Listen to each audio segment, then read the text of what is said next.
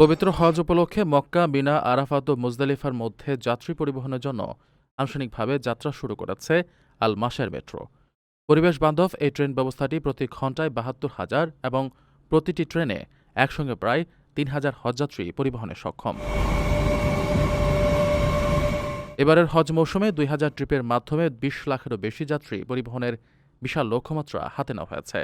ট্রেনগুলোর এই বিপুল ধারণ ক্ষমতার কারণে হজের সময় পবিত্র স্থানগুলোর সড়কে প্রায় ৫০,০০০ বাস ট্রিপের প্রয়োজনীয়তা কমে যাবে, যা সড়কগুলোকে যানজটমুক্ত রাখতে বড় ভূমিকা রাখবে। হজের আগেই সিগন্যালিং, আধুনিক যোগাযোগ ব্যবস্থা ও কন্ট্রোল সেন্টারের উন্নয়নসহ ১৭টি ট্রেনের সার্বিক রক্ষণাবেক্ষণের কাজ সম্পন্ন করেছে সৌদি আরবের রেলওয়ে কর্তৃপক্ষ। শূন্য কার্বন নিঃসরণকারী এই বৈদ্যুতিক ট্রেন মিনা, মুজদালিফা ও আরাফাতের মতো স্থানগুলোকে একসুতোয় গেঁথেছে। এর ফলে হজযাত্রীদের যাতায়াতের সময় কমার পাশাপাশি যানজট থেকে মুক্তি মিলবে। বিশেষ করে হজের মূল আনুষ্ঠানিকতার সময়গুলোতে ভিড় সামলানোর কাজটি আগের চেয়ে অনেক বেশি সহজ ও শৃঙ্খলার মধ্যে আসবে।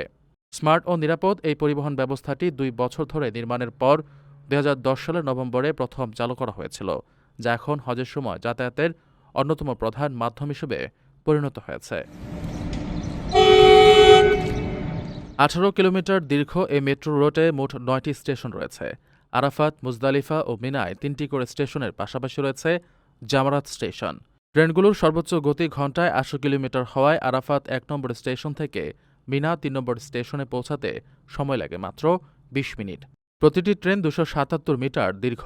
বিশ্বের অন্যতম সর্বোচ্চ ধারণক্ষমতা সম্পন্ন এই আধুনিক মেট্রো নেটওয়ার্ক হজযাত্রীদের জন্য একটি নিরাপদ, আরামদায়ক ও নির্বিঘ্ন যাত্রার নিশ্চয়তা দিচ্ছে।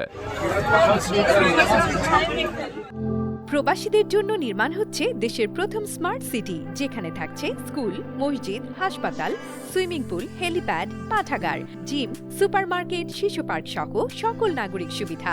মাত্র ৩০ লাখ টাকা বিনিয়োগে মিলছে আকর্ষণীয় ফ্ল্যাট। প্লাটিনাম ইনভেস্টরদের জন্য ঢাকা বিমানবন্দরে ভিআইপি প্রোটোকল সুবিধা। বিস্তারিত জানতে যোগাযোগ করুন স্ক্রিনে দেয়া হোয়াটসঅ্যাপ অথবা ইমো নাম্বারে।